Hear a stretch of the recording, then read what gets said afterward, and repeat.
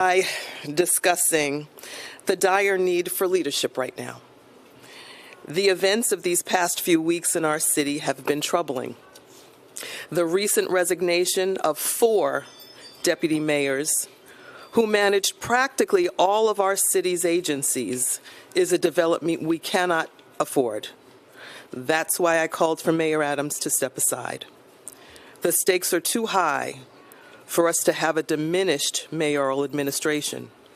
We need an administration that can sound the alarm about what is at stake and work with the city's partners to protect New Yorkers.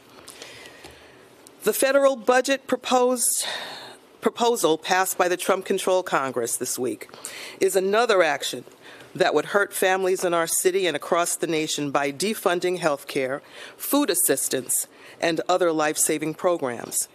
It would shutter hospitals and health clinics, hurting the health and safety of people across our city and country by deeply cutting Medicaid that provides health care to more than 70 million Americans. Up to 36 million Americans could lose their health care. Over 41 million Americans depend on SNAP food assistance that this proposed budget seeks to cut. These are actions that would be an attack on families and make life less affordable.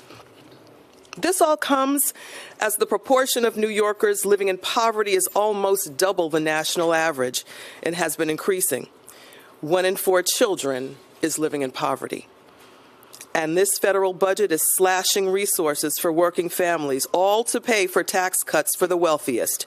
As the richest person in the world, who no one elected, attacks services for working families. Most of these tax cuts would go to the wealthiest 10% of the nation, half of which would go to the top 1% earning over $700,000 a year. This budget proposal only follows other actions by the Trump administration to hurt all Americans and New Yorkers. They have cut the public health workforce at a time when we're grappling with spikes in the flu, norovirus, a bird flu outbreak, and the spread of other diseases. They have attempted to wreak havoc on our public transit system by interfering in a congestion pricing plan that was already approved by the federal government with no plan. It will leave New Yorkers to pick up the pieces from the removal of budgeted resources for our public transit system. They even went as far as cutting funds and staff for the federal health program that supports survivors of the September 11th attacks. Trump and Elon Musk only reversed course after tremendous outcry, but uncertainty still remains. This is further proof that we must raise our collective voices to defend our values and the people of this city and country.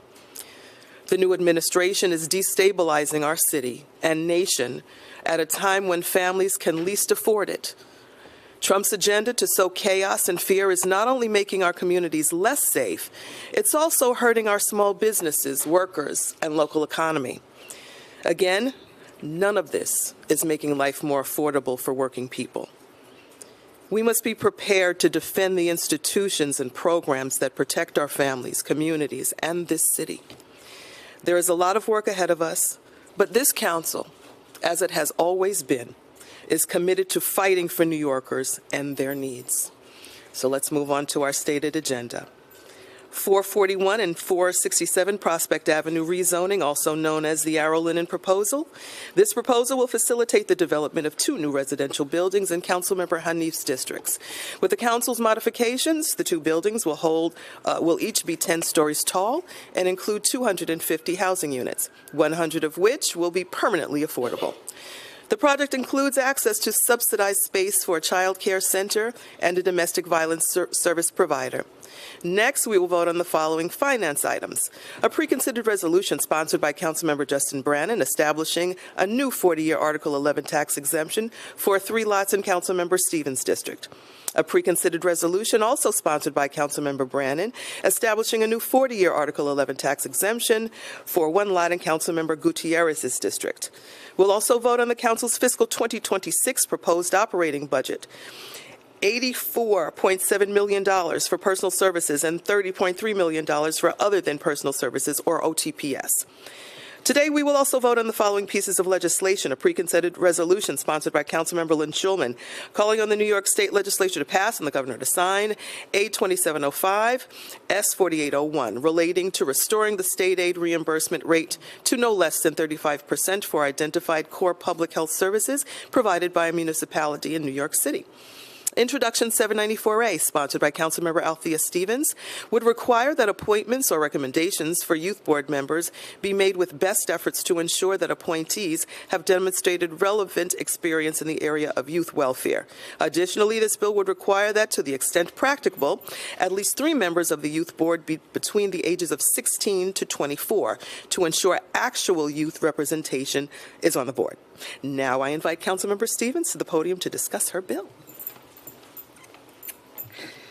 Good afternoon. Happy Dominican Independence Day.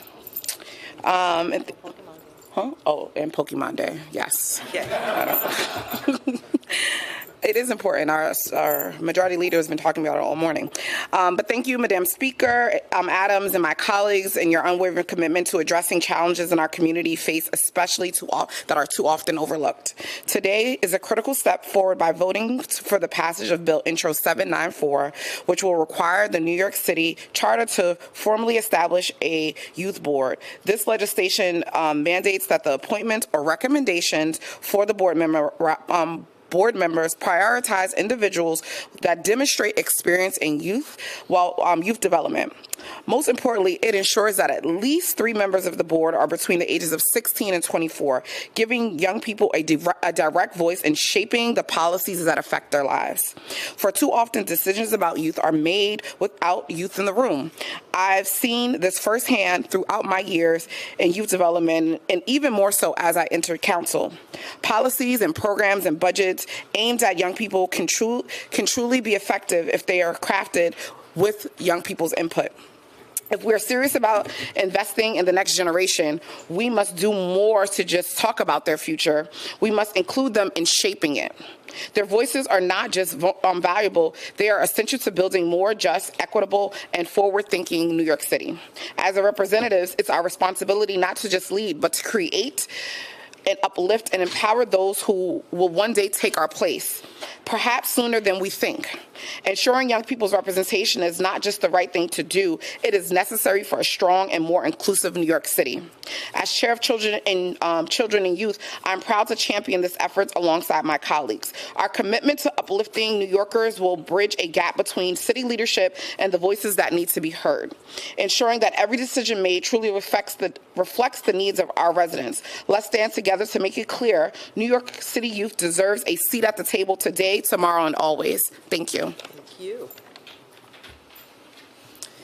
Resolution 561, sponsored by Councilmember Crystal Hudson, would call on the New York State Legislature to introduce and pass, and the Governor to sign legislation to create a statewide public guardianship system to address current inequities and deficits, and to safeguard vulnerable New Yorkers in need of protective arrangements.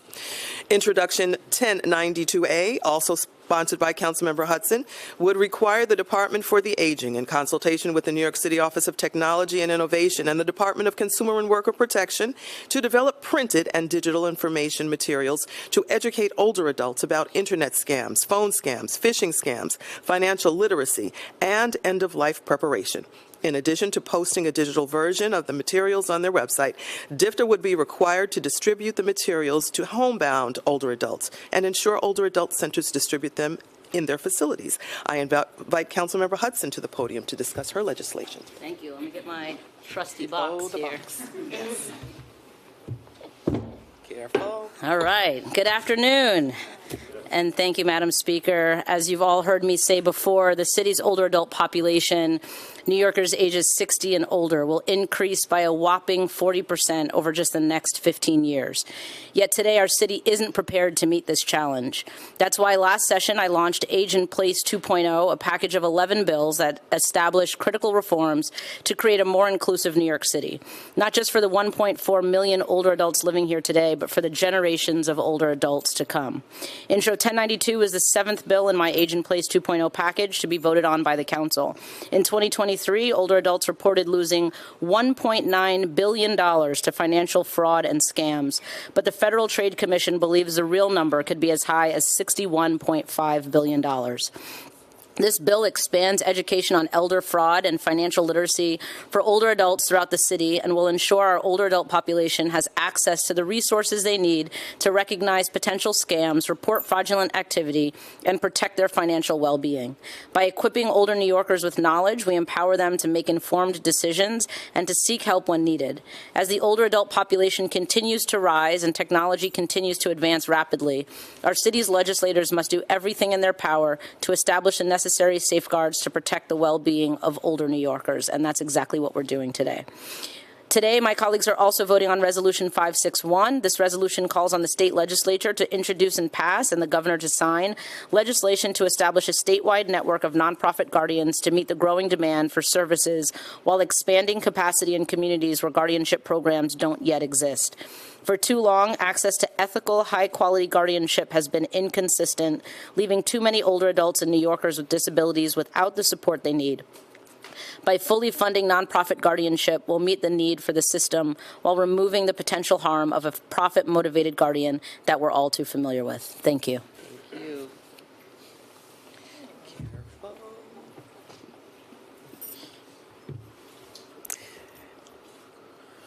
Introduction 1101A, sponsored by Councilmember Yusuf Salaam, would require the NYPD to publish information on its website to help the public understand what constitutes identity theft and how to report it. The department would also be required to train officers on responding to and investigating reports of suspected identity theft. Introduction 1126A, also sponsored by Councilmember Salaam, would require the Department of Sanitation or another administering agency to distribute official NYC waste bins to owners of eligible buildings, which include those with up to 2 dwelling units where the building owner is enrolled in a New York Star or Enhanced Star tax benefit program. This bill would also require DSNY to establish a program to reimburse owners of eligible buildings who purchased official NYC waste bins on or before August 1st, 2026. I invite Council Salaam to the podium to discuss both of these bills. He doesn't need that. Thank you, Madam Speaker. And good afternoon, everyone. May the peace, mercy, and blessings from the owner of all peace, mercy, and blessings be upon each and every one of you. Today, I'm proud that I'm introducing bills number 1101A and 1126A. 1101A ensures that the NYPD provide clear, accessible information to the public on identity theft. What it is, how to protect yourself, and most importantly, how to report it. In addition, this bill requires specialized training for officers to properly receive and investigate identity theft complaints, ensuring that victims are met with the support that they deserve. This legislation was formed by real struggles in our communities. Organizations like Civil Legal Advice Resource Office have seen firsthand how difficult it can be for victims, especially for older adult neighbors, to file reports, clear their names from fraudulent debt, and things of that nature. Too often, people seeking help are turned away simply because the officer lacked the necessary training on identifying theft policies. That changes today. I want to thank Speaker Adams and my colleagues who have co-sponsored and supported this bill. Together, we are reinforcing our commitment to public safety and to ensuring that no New Yorker is left without resources if their identity is stolen. Intro number 1126A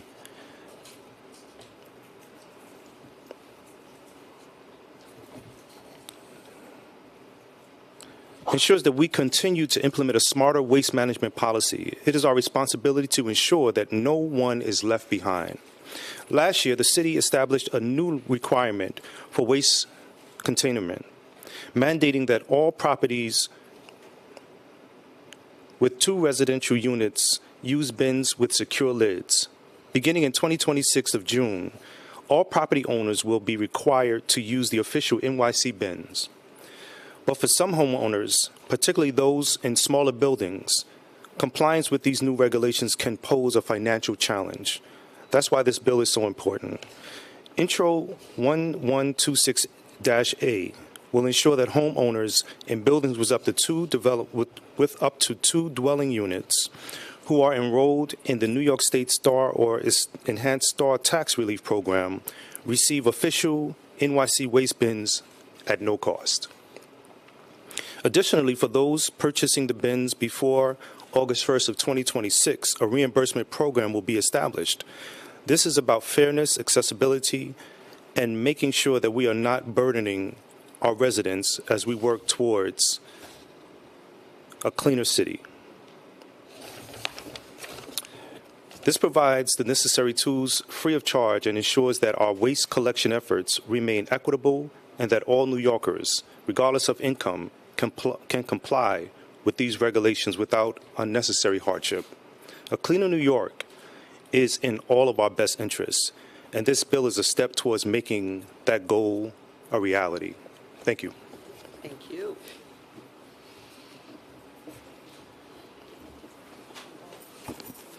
Introduction 498A, sponsored by Councilmember Shauna Abreu, would require DSNY to collect organic waste from community gardens upon request. Community gardens would be able to make such requests through an online application portal. Councilmember Abreu could not be with us today, but we acknowledge him today. Introduction 1061A, sponsored by Councilmember Farrah Lewis, would amend the Department of Corrections semi-annual reports on alleged incidents and investigations of sexual harassment and abuse to require a unique identification number for each alleged incident. It would also require DOC to provide a justification for not reporting any substantiated allegations to a district attorney's office. I invite Councilmember Lewis to discuss her important legislation. Good afternoon, everyone, and thank you, Speaker Adams, for recognizing the urgency of this crisis and ensuring it receives the attention it demands. I'm Councilmember Farrah Lewis, Chair of the Committee on Women and Gender Equity. Last year, I introduced Intro 1061 to address a gross miscarriage of justice, one that has allowed violence at Rikers Island to persist in silence.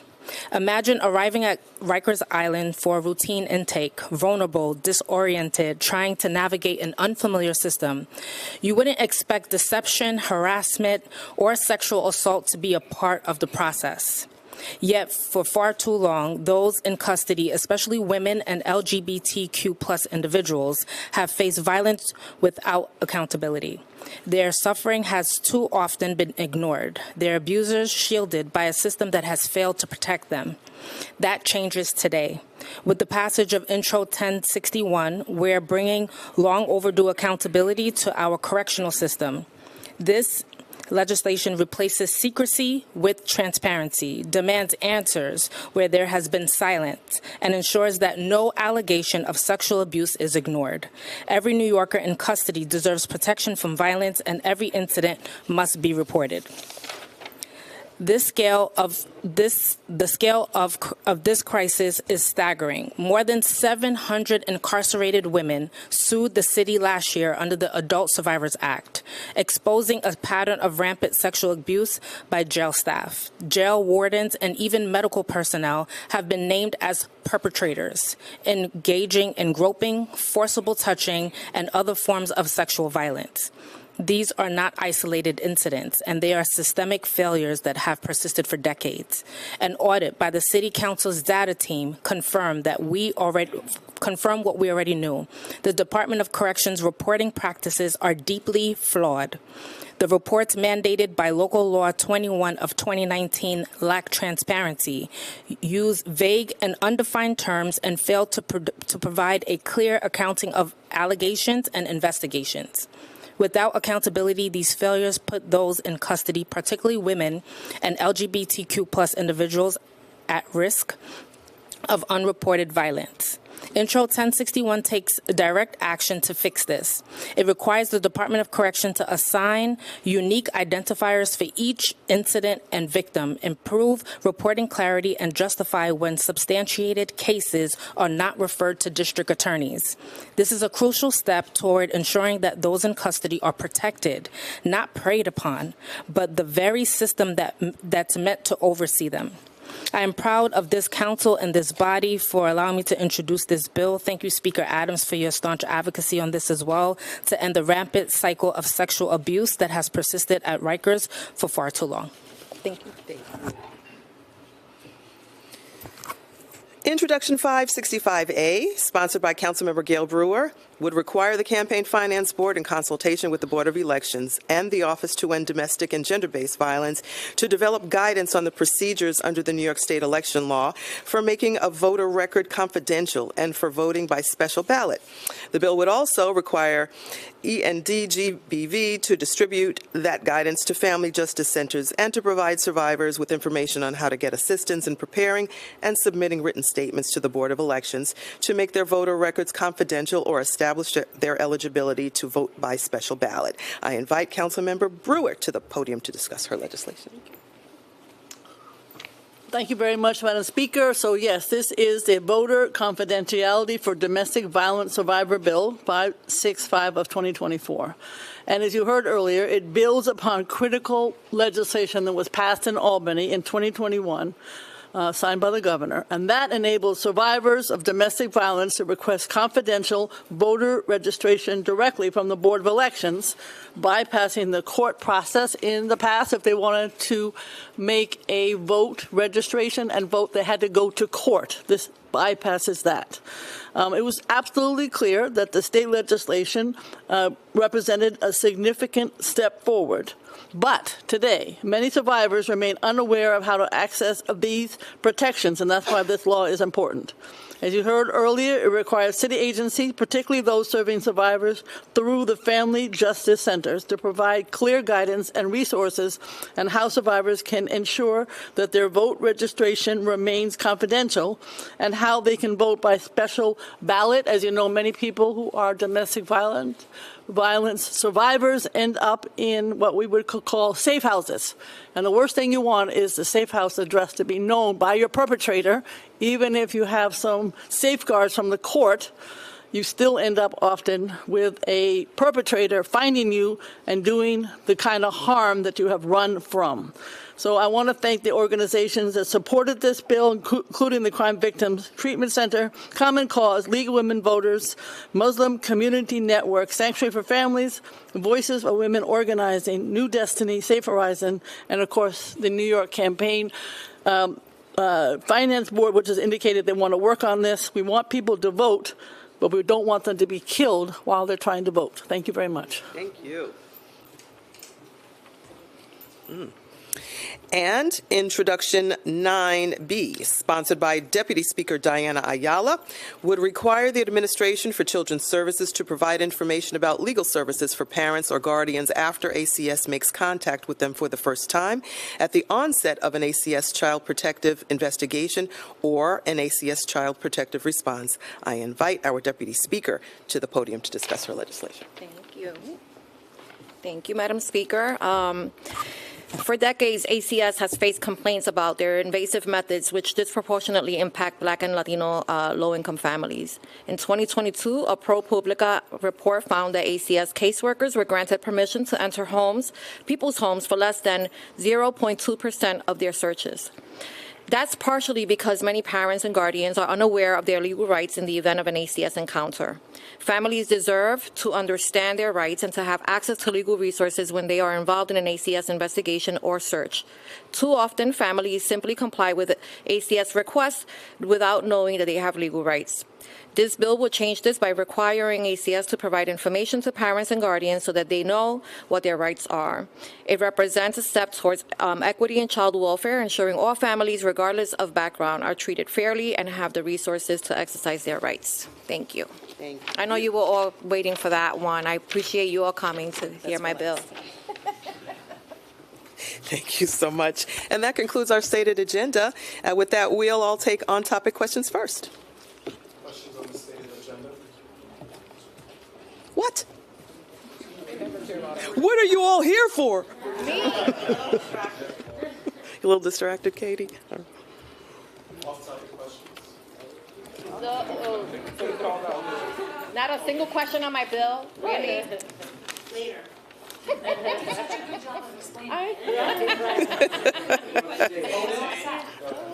Speaker Adams, we all are here to ask you about your filed committee to potentially run for mayor, Adrian, for New York City. Do you want to talk about your mayoral run? You alluded to it at the start of this about a lack of leadership. So just give us all the details about it and why you're jumping in now. It seems like, you know, there's a... Just talk about your run. Katie, you've just taken every question in the room, I guess, then. If they, all of it. Okay.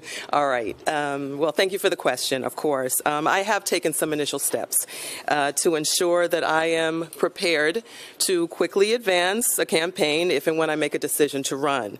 Those things entail setting up a committee, preparing to put petitions in the field, setting up a campaign team, and, of course, participating in endorsement screenings, et cetera, et cetera. So, you know, I'll also just, you know, let you know that I didn't seek this. It wasn't in my plans, but as more serious stakeholders in our city have indeed urged me to consider serving the city in this capacity, I've given it much more serious consideration. We have an urgency in this moment. The need for dignified, steady leadership that puts New Yorkers first and fights for our city is something that we need now more than ever before.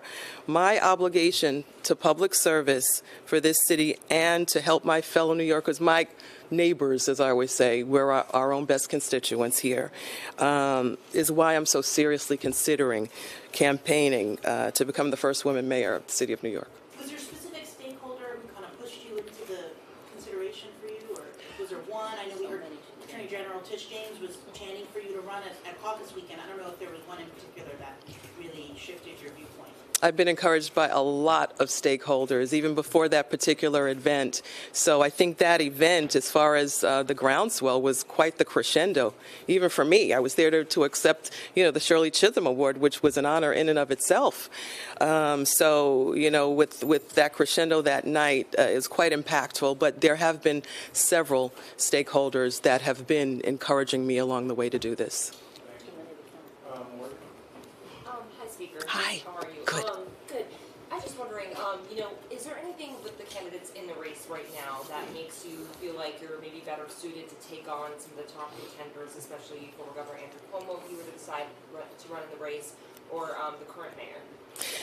Great question, and thank you, Morgan. I believe, you know, and you all visit me, you know, every other Thursday here in the Red Room. We've been doing this work alongside with this administration for a number of years. We're about to enter into the next budget season, which we're looking forward to, by the way. So this is work that we've been doing really close and up front. You know, I believe like no other. So we're doing this work. We are, you know, close and in touch with our city agencies. Of course, our beloved, you know, deputy mayors, you know, that unfortunately are leaving us. We're very sad to see them go, you know, and a whole lot of others that we've been working side by side with for years. So we've done this work.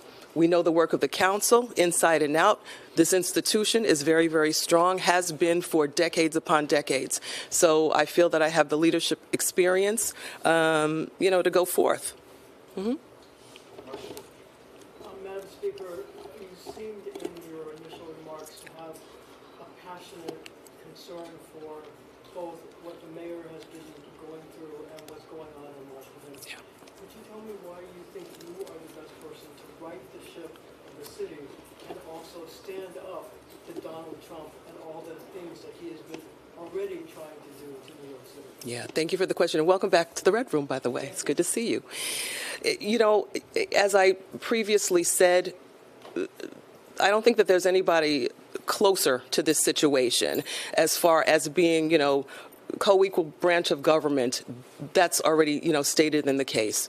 The work that we've already been doing over the years, my portfolio, even before coming into political life, my life in corporate America. I've got business experience, management experience. I have local experience from my community board, which started way before I even, you know, ran for anything. Then moving through my city council experience, and now on to, you know, being elected by my colleagues to be their speaker.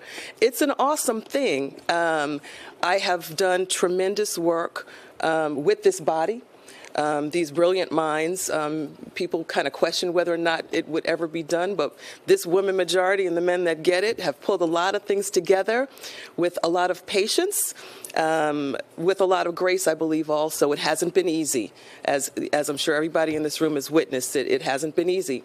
But we've done our due diligence for the city. We've done our due diligence with the budgets. We've brought things back where things were taken away from women, from seniors, our libraries, our cultural institutions. We've done this hard work to protect New Yorkers.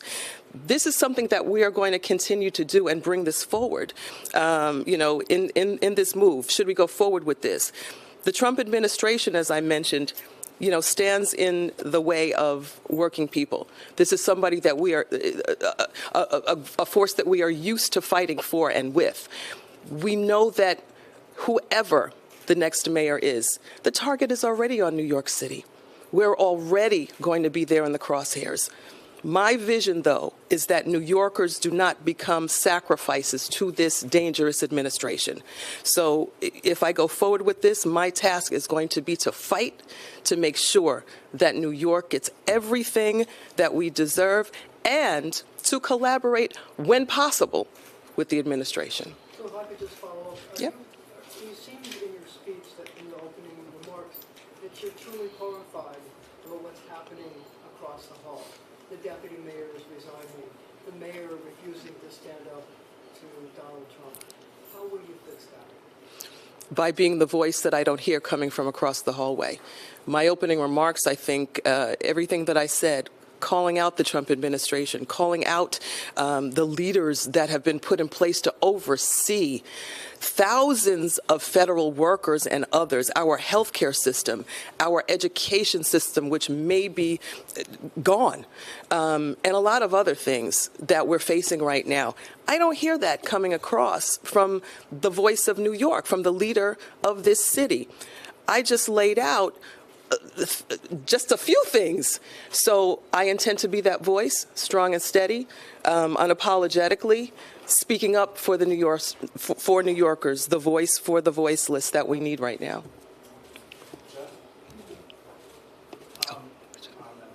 Hey. Quick question. In terms of the mayor, certainly hasn't criticized the Trump administration as strongly as you just have. And his argument has been that he needs to work with them as mayor. It doesn't make sense for him to criticize every policy. And I'm wondering if you agree with that at all. How do you handle that as mayor? Because you said you do have to work with them. And I agree with the collaborative sense. What I don't agree with, though, is being silent on the harm that is being inflicted upon New Yorkers, working families right now. Everybody that is in the crosshairs of this administration right now, that's the part that I don't agree with. You got to say something about that. Too many people are being affected by that, being hurt by that. We just heard the governor announce she's got now an open slate. Come on, we got jobs for you. The jobs that were taken, the federal jobs that were taken away. We have to start speaking like that, as leaders for New York City and standing up. We have crises. We just gave out statistics for child poverty, the statistics on poverty.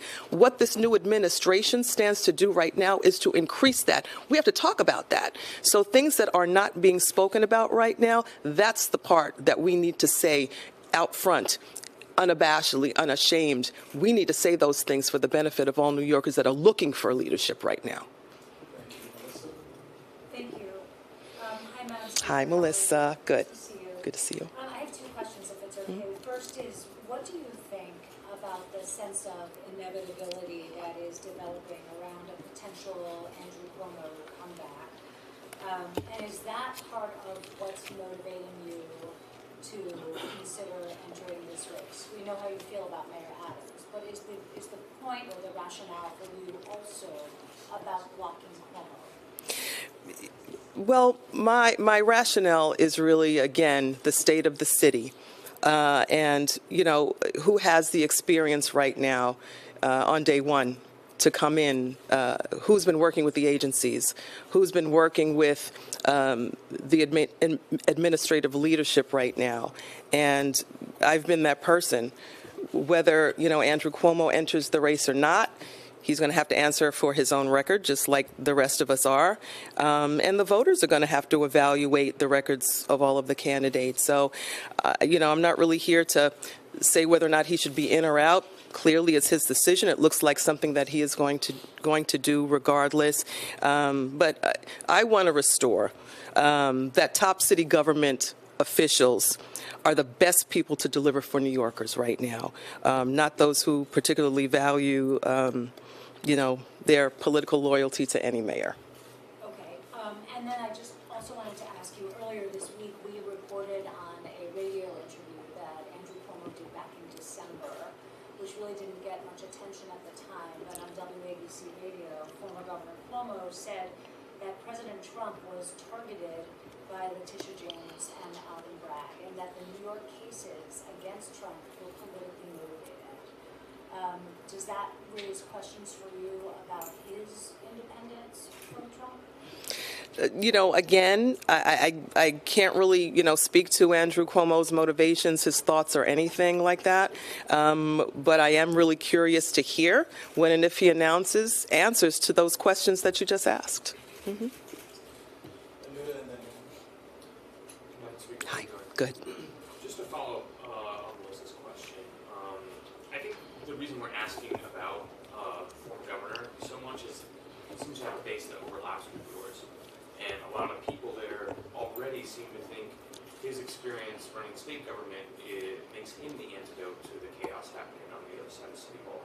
So I guess I'll ask just slightly differently: why not just get behind him if some people in your base are already thinking he's the answer, and what distinguishes you from his experience making that? Thank you for the question.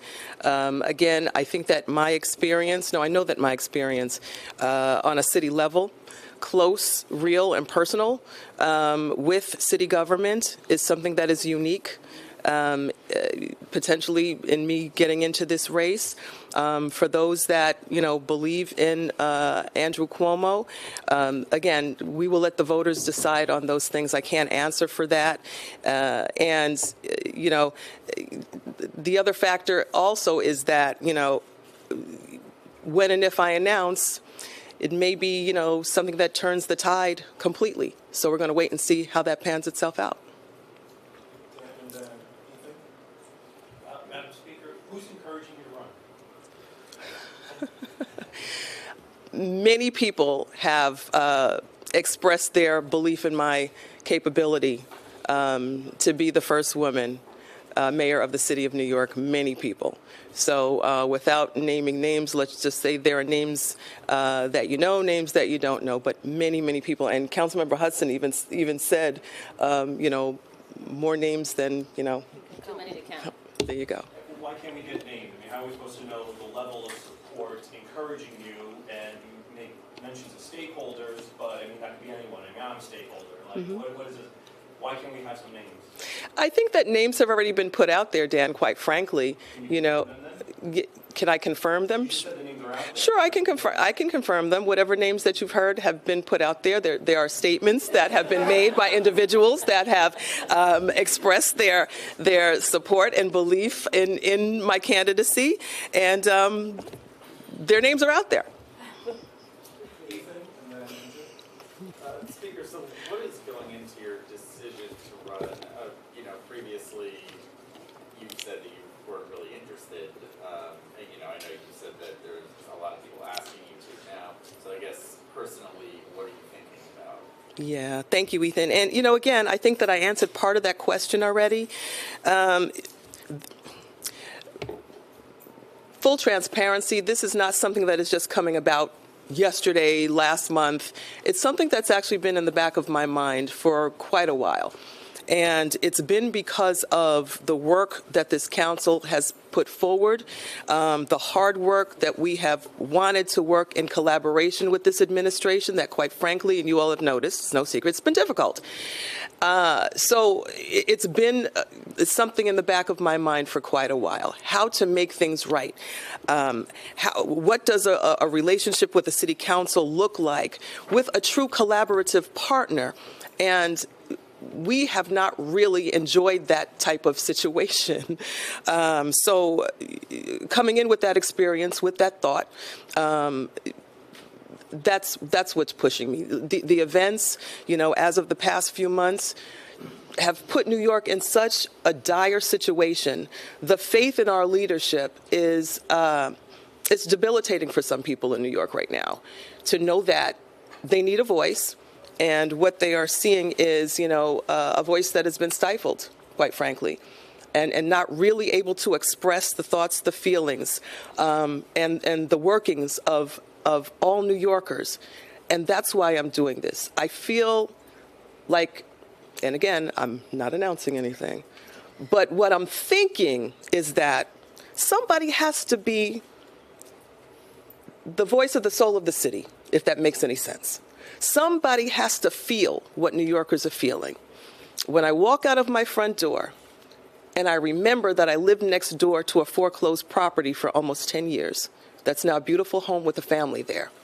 When I look around my district and all over New York where we see illegal dumping on our highways and everywhere else, and we know that every place where we try to clean up those knots and perfect those things and perhaps move some graffiti, everything is difficult because of bureaucracy. That makes me want to fight for New York.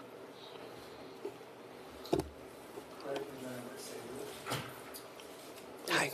How are you? Good. So you seem to have all the answers to the questions of why you should run. But so why aren't you running? What is the delay here? This is probably what we're all thinking right now is you've answered all the questions saying why you're the person that you do. You want to be the soul of the city. So why can't you be the soul of the city and announce that? Another second question. Okay. The answer is real simple. I'm not ready to announce now. I still have a little bit more thought, a few more discussions to be had. And then when I decide, you all will know immediately. So what's your second question? Could you walk us through that process a little bit? What you're thinking, where your mind is at with this? Mm-hmm. Well, I think I've expressed a lot of it already. Most of it has to deal with the state of New York right now. That, and I am still the leader of this council. We have work to do. So there will be a balance between the two things when and if this happens. My state of the city is coming up. You're all invited. It's coming up next week very quickly, and that is a priority of mine as well. So there are a few things that I am looking to take care of before any announcement is made. And just separately, Governor Hochul announced last week these guardrails that she wanted to do to kind of put the mayor in check over the next few months or a few years or however long that lasts. A lot of it seemed to be put on the council. So you still have a few more months here. Do you see that moving forward? Where does that stand? And how do you feel about it? We're in discussion right now over those proposals, about those proposals. There could possibly be some good government moves if those proposals are handled correctly. So we are currently working with, our team is working with the governor's team to see if this is at all feasible. We know that we have to have agreement between both houses before we can ever enact anything on the council level. So those discussions are still happening right now. Yeah. Hi, NJ. Hi. When we ask a lot of these questions of the guy down the hall, he will say, look, the trash is getting picked up. Kids are going to school. The migrant crisis is easy. 9/11 calls are getting answered. Crime is trending low. He says the business of the city is getting done. Besides resigning, what do you think Eric Adams ought to be doing? Again, I'm going to say this again. We need a bold voice to speak to those things that are directly impacting New Yorkers on the federal level right now. Surely the mayor is in charge of the agencies, so he's got hands-on with those agencies, and he can speak to those things however he chooses to. I think, though, that there needs to be a next level expression of the pain that people are feeling right now in all of those areas, quite frankly. The garbage is being picked up, but we've still got mounds of trash all over the highway. Some children are afraid to go to school right now because they're afraid that, something will happen to them, and a host of other things. We've got early childhood education places that are threatened. Closure is they're being threatened with closure. So I believe that, while, the mayor's statements are correct from his perspective, we still need mental health concerns as well. There still needs to be a greater conversation so that New Yorkers know that we're with you, we feel you, and we're going to express our malcontent over those things that may indeed be harming you.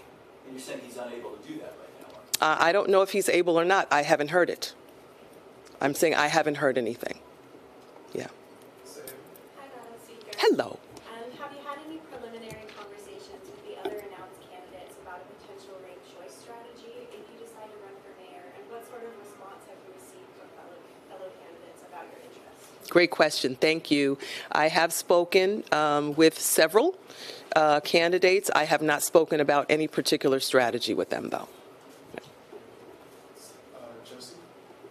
Hi, good. I'm wondering, with just a few months until the June primary, and taking into consideration it has been hard for past speakers to mount a successful campaign, how do you plan on meeting the challenge of name recognition and the clock running out? And then my second question is, there's been a lot of chatter, obviously, about Cuomo's pending announcement this weekend. Was that directly a prompt for you to file today? On the Cuomo matter, no. I think I answered that previously also. No, it's been my feelings about the direction that the city is going in more than anything else. As far as the timeline, it is a tight timeline. That's why our decision is going to be very, very soon. Whether we do this or not, the decision will be made very, very soon. We are already putting things in place to be prepared to move very, very fast. Once the decision is made, we're going to be doing all due diligence. We've already started doing due diligence already, and we expect to, wrap it up soon. I'm not an impulsive leader, to the gentleman's point in asking the question, why not, say something today? I'm sure you all know I'm pretty measured in what I do. And I care about the city, so I'm taking very seriously all of the considerations before we do this. So I'm giving this the seriousness that it deserves, realizing the timeline that we're up against, but we are already putting those things in place to be prepared to quickly jump. Thank you. We'll close out from Steve from CUNY. Hi. CUNY Graduate School. Hi. Hi, how you doing? Good. You talked several times, Madam Speaker, about hearing the voices of New Yorkers. With the resignation of 4 deputy mayors, many New Yorkers may be asking, who's managing the city day to day?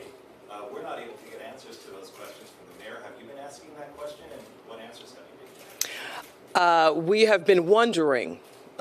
We do still have teams that work together with the administration, thankfully. And thankfully, those 4 deputy mayors are still here. They haven't gone anywhere yet, thankfully. So we are still working with the teams that are in place right now. We do have concerns, about their departure. Candidly, we have concerns. We are hoping that that those positions are filled very, very quickly with very, very competent leadership that we need to continue to work collaboratively, particularly in this budget season that's coming up. Is it realistic to think that competent leadership would actually attach themselves to Mayor Adams at this point? I believe so. Still, I believe so, yes. Thank you all very much.